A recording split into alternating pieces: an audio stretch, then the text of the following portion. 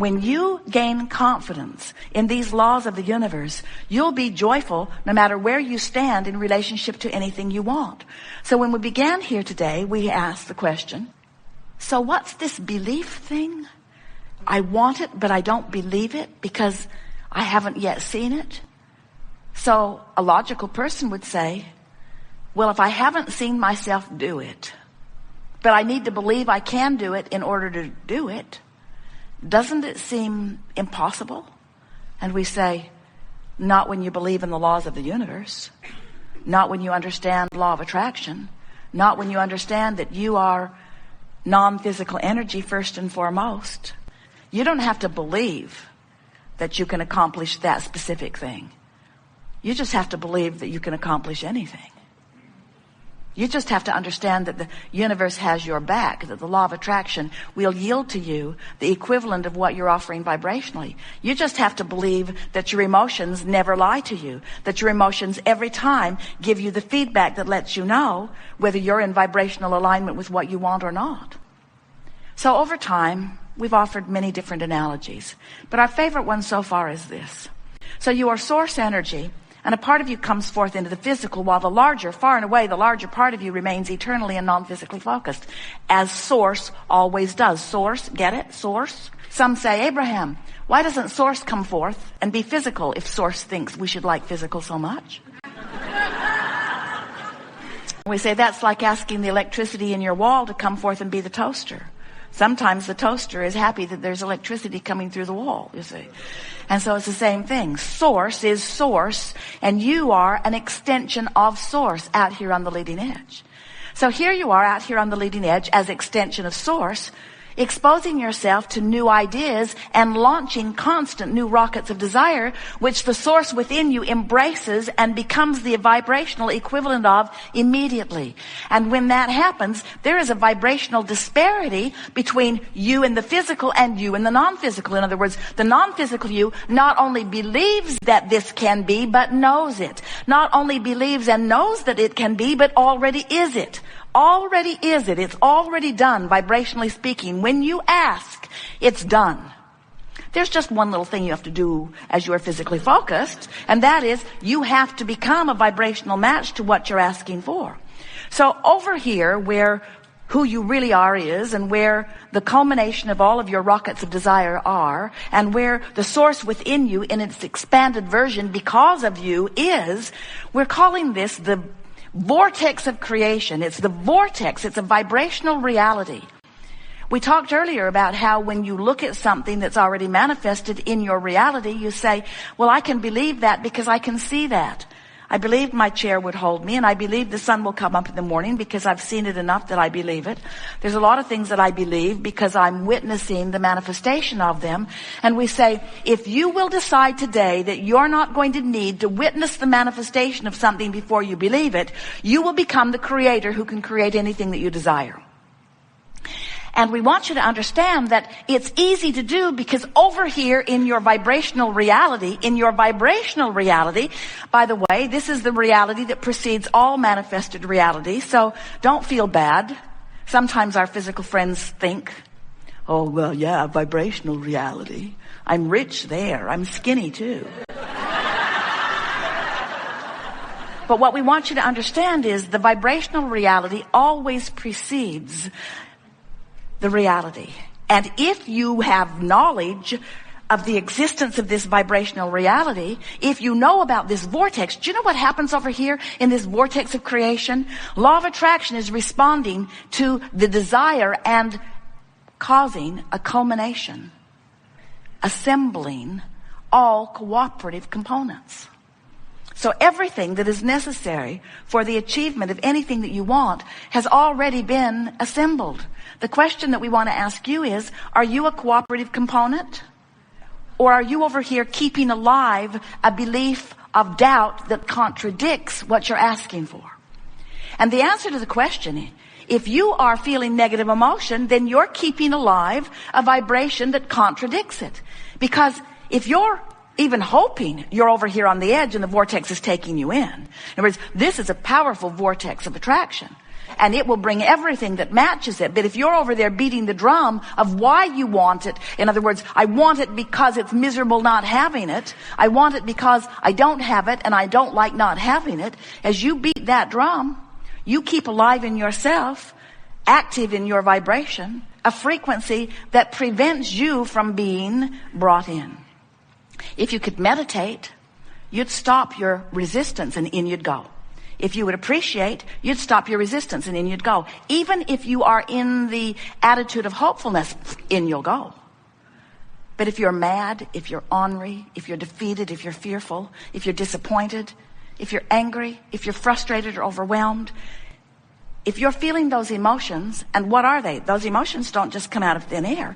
Those emotions every single time are indicators of your vibrational relationship with who you have become. If life didn't cause you to become this more over here in the vortex,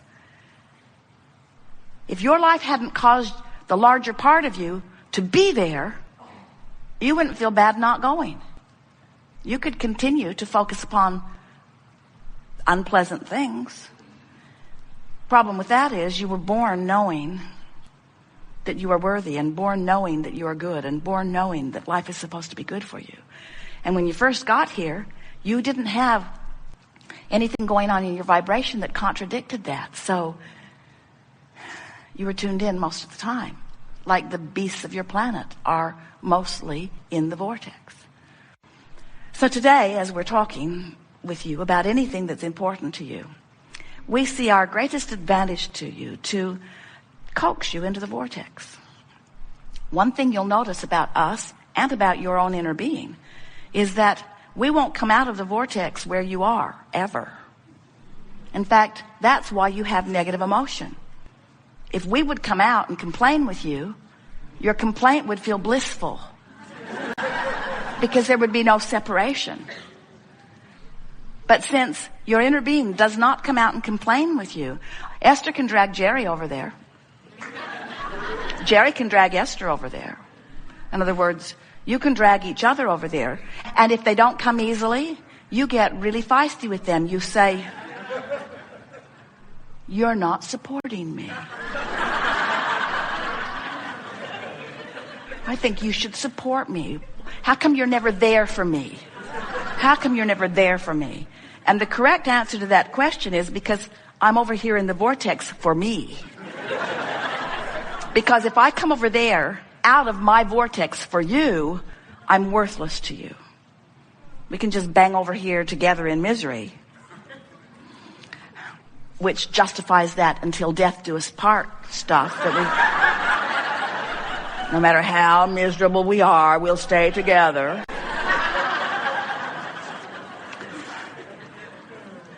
But the source within you will not come out of the vortex when you are focused upon something that activates within you something different than you are. You are a lover.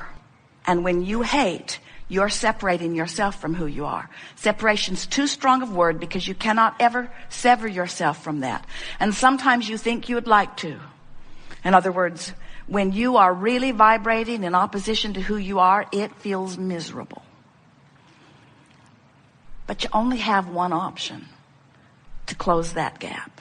You only have one option if you want to feel better, and that is find the best feeling thought. Adjust your vibration. Adjust your vibration, which means adjust your thought, which means adjust your belief, which means adjust your vibration, which means stop the resistance. And when you stop the resistance, you will become a cooperative component. And when you're a cooperative component, you'll be drawn in just like all of the other cooperative components, and you'll live happily ever after. Until the next contrasting thing throws you out of the vortex.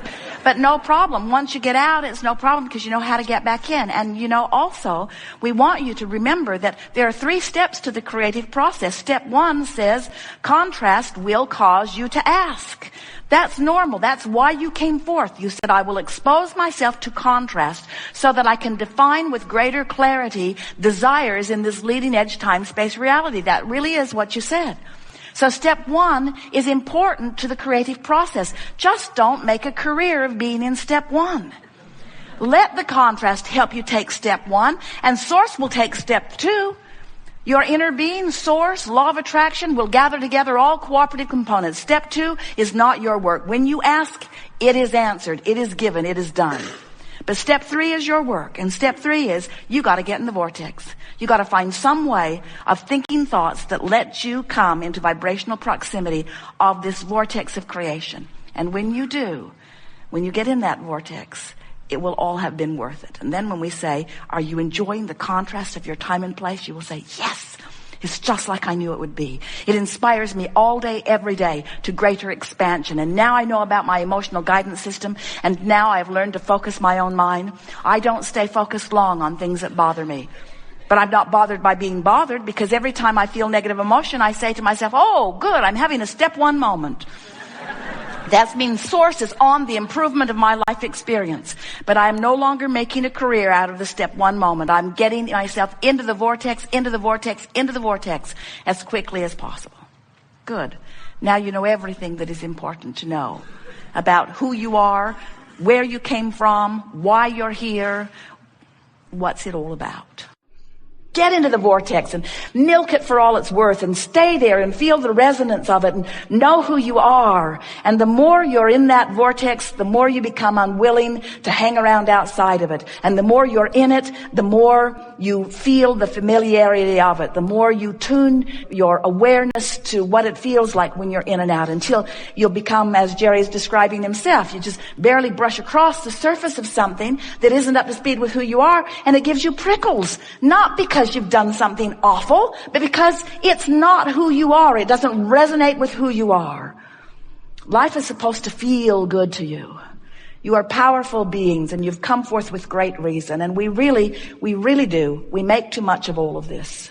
Just find things that feel good and focus on them. And when you find things that don't feel good and you're focused upon them, say, hey, I'm focused upon something that doesn't feel good. Why would I focus upon something that doesn't feel good? There must be something that I could focus upon that feels better, and then feel for it and find it, and feel for it and find it, and feel for it and find it, until you come into alignment, till you close that gap, till you tune yourself to the vibration of all that you've become. We've enjoyed this interaction immensely. It is exhilarating to come together with those like you who are reaching for the fulfillment of who you are. It is our desire as we visit like this that we awaken within you your memory of who you really are, and the value and reason and purpose for your focusing here in this contrasting experience. We want you to stand as we do inside your vortex, exhilarated with everything that you lived that put you there. We want you to feel as happy, maybe that's the wrong word. We want you to feel joyous about your despair. How about that? Because from inside the vortex, you can feel joyous about the guidance that let you know where you were, your focusers, you see. And there isn't one of you who will move forward from this point in time who will not know now in much clearer fashion how to focus the power that is you into the productive expansion that is you. We've enjoyed this interaction immensely. It is delicious to come together with those like you who are coming more and more, moment by moment, really, to know who you are. Today, we feel satisfaction for these reasons. We have felt your willingness to focus for inordinate amounts of time, for the sheer purpose of understanding this vortex of creation that we've been talking about. It has been slow going here today. There was not much about it that was really fast moving. But in the process of that, what has been activated within each of you is an understanding, most importantly, of your ability, if you want to, under any circumstances, to become a vibrational match to the vibrational reality that precedes your manifestations. If you can leave here today understanding the relationship between who you really are and who you're being, and if you can leave here today with a new, resourced attitude about wanting more than anything else to tend to the relationship between you and you. In other words, to want to be in this vortex knowing that you now know how to do it if you want to.